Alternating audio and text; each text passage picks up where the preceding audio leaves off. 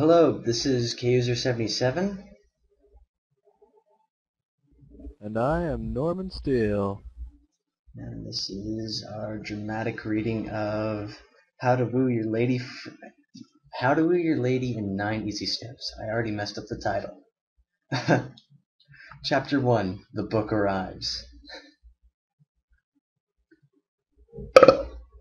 Oh, that was bad. His belch materialized, and Spike did a little dance of joy. It's here! It's finally here! Wow, Spike, that sounded like a big one, said a voice from the next room over. What did the princess send this time? Nothing, Spike answered quickly. If Twilight sees this book, she'll do what she always does. Read it. No, I better hide it before. So you've got absolutely nothing hidden behind your back? Twilight asked shrewdly, peering around the library corner. Spike stepped several large steps sideways, heading towards the closet upstairs. Uh, I've got absolutely nothing from Princess Celestia, he replied. Really now? Pinkie Pie swear. Spike mimed jabbing a cupcake in his eye with his free hand, and it was true. He didn't have anything from Princess Celestia. Behind his back was something he'd ordered special, just for himself, from a magazine Twilight had shelved weeks earlier in the romance section. It had taken a while for him. It had taken a while to work up the courage to go look at it. Spike had feared Twilight would notice, and he knew how she felt about the romance section. Big waste of time, if you ask me. Why spend your life mooning over some pony who might never return your feelings, when you could be doing something constructive with yourself? Twilight would never understand his predicament, and there really wasn't anyone else around whom Spike could talk to about this sort of thing. Thus, after seeing the magazine ad and debating for days whether or not to go through with it, Spike finally ordered himself How to Woo Your Lady in 9 Easy Steps by Gentle Colt Extraordinaire Smooth Fox. No way was Twilight going to mess up his chance to read it. Anyways, Spike said in a rush, scooting closer and closer to the stairs, I better go, finish my chores upstairs. Good luck with your work, Twilight. Before his adoptive sister had a chance to respond, Spike zoomed up to the second floor of the library and shut himself in his storage closet, using his breath to light a few candles to read by. At last, Spike hugged the book to his chest, a chance to learn how to win Rarity's heart, all for myself. The magazine guaranteed this would work, or your money back. They must be super confident in their methods. He made a little seat for himself amongst his rubber chicken, kitchen sink, and apple blanket. The candlelight made the gems on his framed bow tie sparkle against the wall. He looked up at it and let out a giant sigh. Soon, Rarity, I'll be the gentle colt you deserve, I promise. And Spike began to read. I'll let you switch over.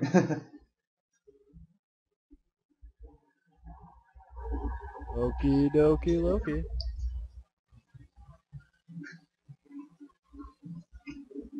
What is going on here?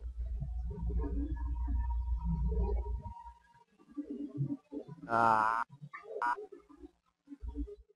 Something happened? wrong here. Huh? Oh, there we go. Alright then. And Spike began to read. Rarity tapped her hoof against the wood ever so gently and waited patiently outside. A cool breeze blew past her, and she hoped it wasn't blowing up her mane too badly. She hadn't walked all the way to Twilight's library, looking like some sort of circus clown after all. A moment, the door opened and Rarity stood. Why, hello, Rarity. It's nice to see you. Twilight opened her door to allow Rarity inside. Hello, Twilight, Rarity replied, stepping into the library. I've just come to see if either you or Spike would care to join me in some gym this afternoon. I'd be more than happy to supply refreshments, of course. Gem sorting? Violet asked. Yes, there was a bit of mishap with Sweetie Belle, Rarity explained. To come out straight to the point, I care for sorted gemstones, but I'm rather mixed up. At first I told Sweetie Belle she would be responsible for sorting it out, but She had a pool, of course, and I just couldn't wait another minute staring at that supplement. I see. Judging by Twilight's expression, though, she didn't. So I...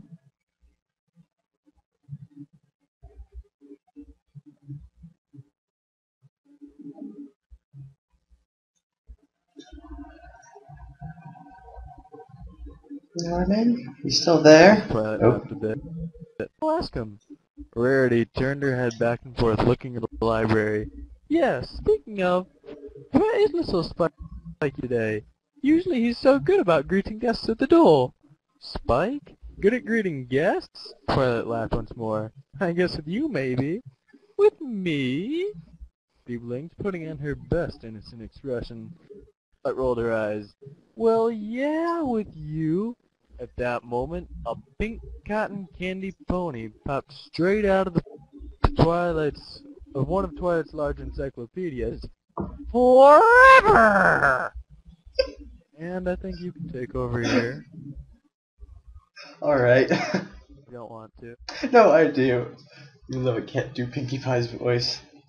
At that moment, a cotton candy pink party pony I always practice that, but I always screw up. At that moment, a cotton candy pink party pony popped straight out of the pages of Twilight's larger encyclopedia. Forever! Pinkie! Twilight exclaimed. What are you doing here? Rarity had been just about to ask the same thing. Pinkie Pie hopped over to the other two ponies, continuing to bounce in place once she reached them. Well, I couldn't help but overhear Rarity was talking about throwing a party this afternoon. And of course, as soon as I heard that, I was like, I am so there. And of course, I knew Rarity would need help in planning things, because who else is better at throwing a party than yours truly? I didn't even hear Rarity mention streamers or balloons or confetti or candy or... It's really not that sort of party, Rarity interrupted gently. It's more of an informal gathering.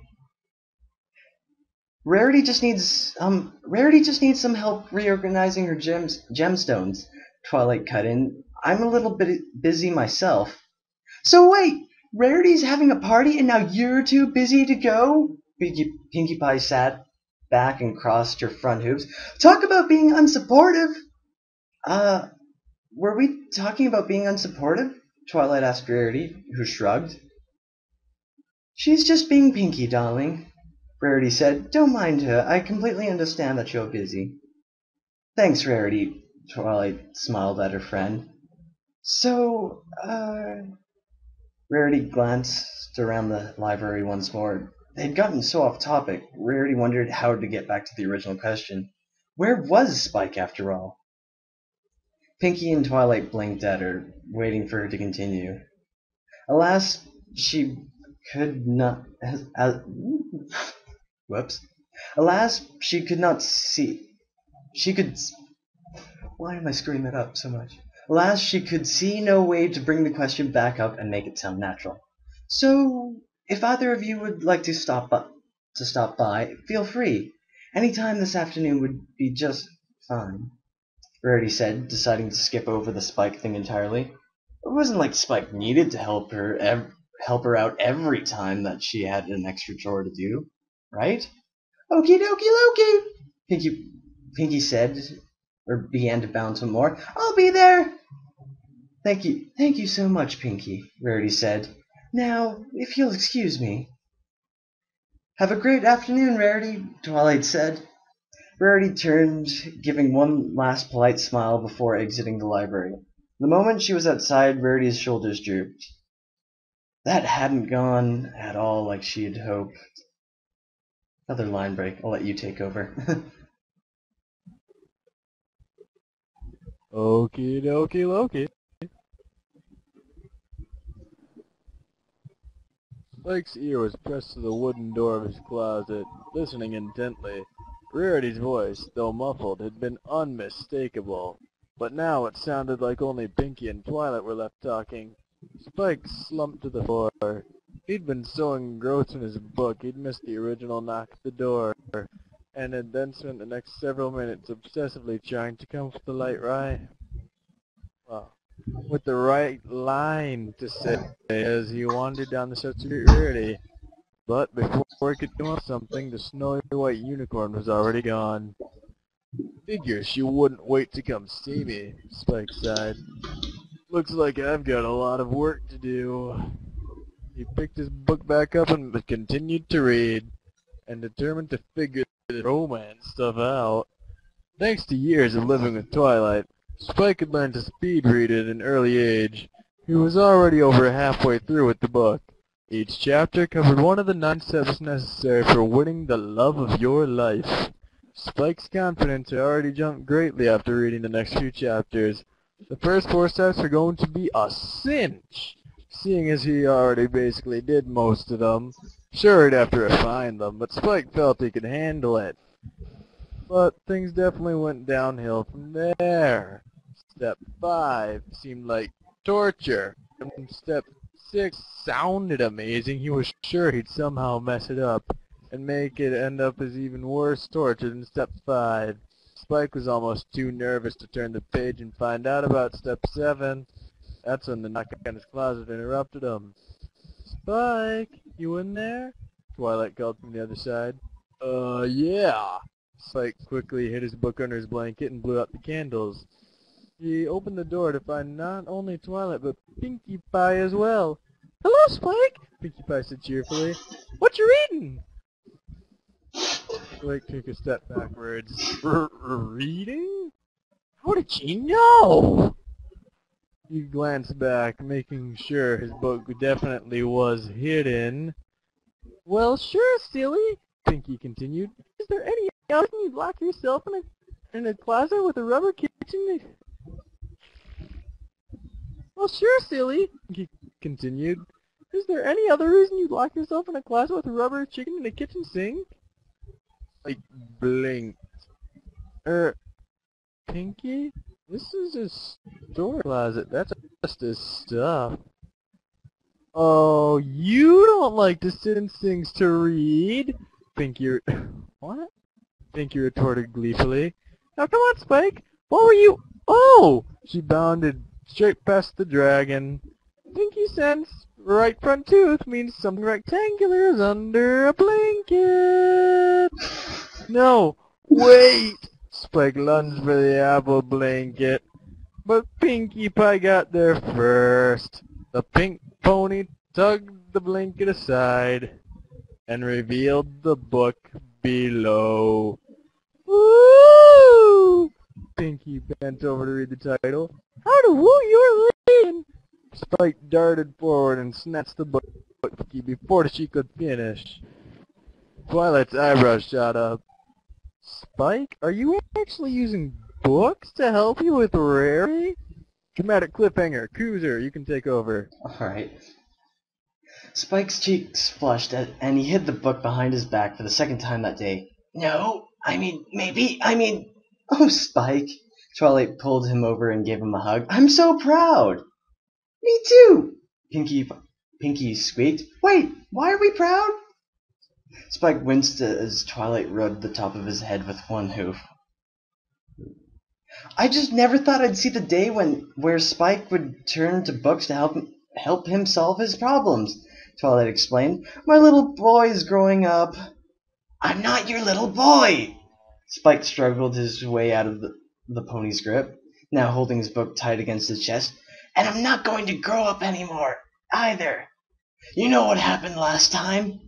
"Oh, Spike, don't be ridiculous," Twilight said. "Of course you're growing up. You can't just stop that." "Watch me!"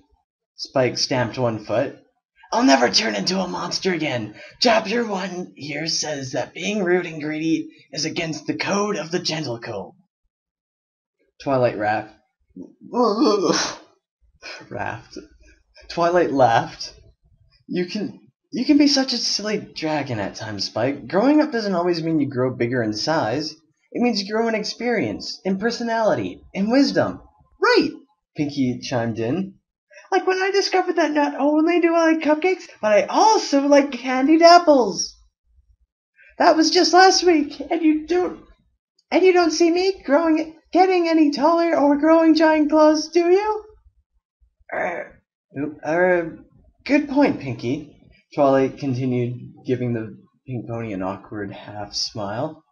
Anyway, Spike, if you're really still this obsessed with Rarity, Pinkie Pie gasped and threw her hooves over Twilight's mouth. Forever! Oh wait, I forgot. We all already know about Spike's secret. She giggled. Continue. Twilight rolled her eyes. In any case, Rarity was looking for some help sorting through gemstones at her shop this afternoon. I need to work, but Pinky's going. Maybe you can tag along? Spike's heart jumped into his throat. An afternoon with Rarity? That would be amazing, yes. Twilight patted him on the head. So there you go. You're off the hook for chores today. You can have a good time. Spike hugged his book to his chest. A whole afternoon. Oh, we will, Pinky said, slapping Spike on the back so that he stumbled forward a few steps. He barely noticed, though. This'll be the perfect time to try out step 1, Spike thought to himself. Rarity, prepared to be wooed. And that's it for chapter 1. We're at 16 minutes. Indeed, it is. Okay. I'm just like, oh god, we both sound like Mickey Mouse during Pinky's lines. Alright, well, 16 minutes. I'll have to record the next, or another chapter another time. Yeah, and my recording didn't really catch it because the disk space is too much. Well then, I am glad I got my recording. So this is KUser77, and that was Normal and Steel signing off for some other outro. Some other outro.